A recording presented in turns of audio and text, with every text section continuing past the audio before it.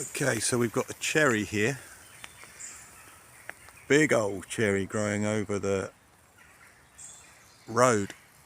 It's a forest road which leads to some houses, and immediately from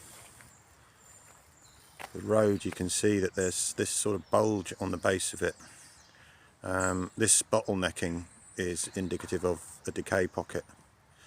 So we'll have a little look round it. And as we go round, we'll see what's happened. Oops. So what you got there is a compression fork where the two stems, probably the same size, as you can see one's come off, sheared off, and has dropped it fortunately away from the road, which then leaves us with this very suspect tree.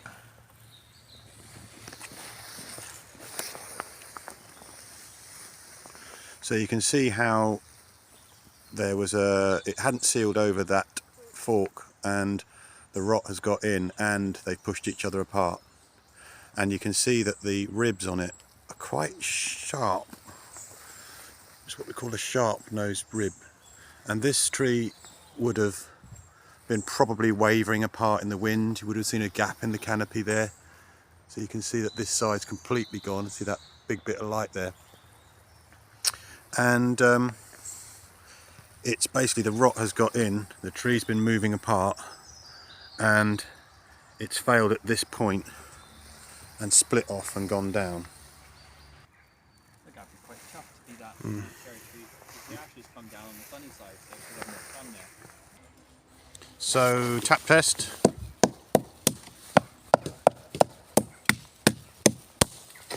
Pretty solid actually. We've got some evidence of some decay fungus starting.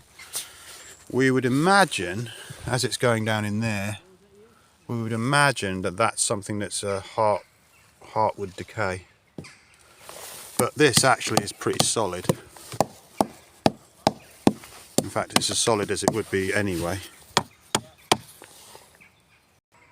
This was hanging and has been cut with a chainsaw, so one of the residents told me that it was cordoned off for a long time. It was half windblown and then they cut it off. The recommendations then for this tree would be, due to its solid, that's not a criteria for felling straight away. We're going to leave it for 6 monthly inspections. So we've basically made the time of the inspections a lot sooner, because we need to have a look at this and check that decay coming through. It would be nice to reduce that limb down a fair bit so it takes some weight off it and gives it a bit more time. I don't think it's a complete failure right off straight away right now, even with that target going across there. This is where the grey lines are. You know, you need to make a decision on this, and then, you know, if you get it wrong, then it could be a real problem. But having checked out as much as I can with this tree, I would say that the decay is not happening in that tree at present. It's got a big sail area up there and a bit of a lean over the ride, which is not ideal. So I'm recommending reduce and 6 monthly inspections on this for the time being anyway, with a view to doing that work. The fact that it's got sharp nosed ribs is important. Matek makes quite a big deal of these being sharp or blunt. Slightly different tree, obviously. This is a beech. We're looking at that rib there. So this is a little bit blunter than the one we were looking at before.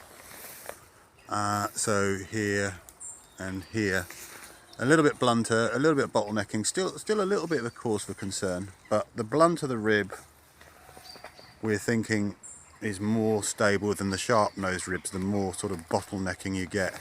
And certainly if you get movement in there and that hasn't sealed, like on that cherry, you'll get rot starting to set in, and that would be an issue which we're checking for. So get it something and poke it down in there, you know, a metal pokey thing, and poke it down in there and have a good look around and root around and see if there's actually rot getting into that union.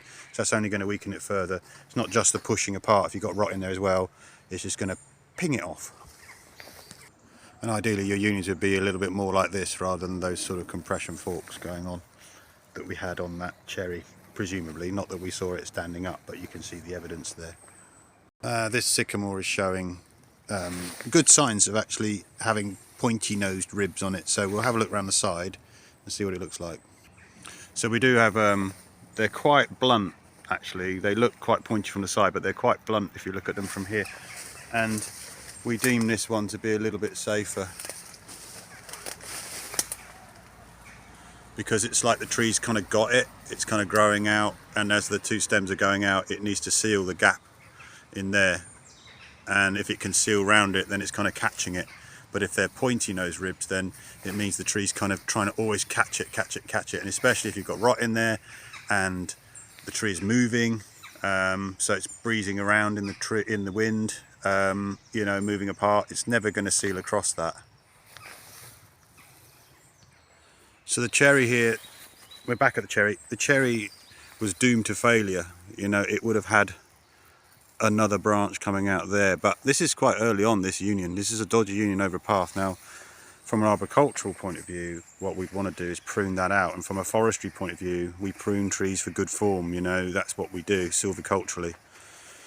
And so it doesn't happen so much, unfortunately. You know, people just walk past it. Now if you could prune this out when the tree's young, then this fault would not happen close to the path, and there you are. But we don't. And so we end up with this situation where it's got too far and the tree cracks out like this. It's almost like it was predicted in this tree's history. So what we'll try and do is reduce this tree so that we can give it a fighting chance, so that doesn't rot out too much there and the whole thing doesn't blow over to the path. It's just a matter of monitoring it now, making sure the rot isn't getting too bad, and then carrying out the works as necessary. So 6-monthly inspection rather than a yearly inspection on this one, and then with a view to monolith, monitor, reduce, and hopefully we can get this tree to carry on for as long as possible because it's such a lovely cherry.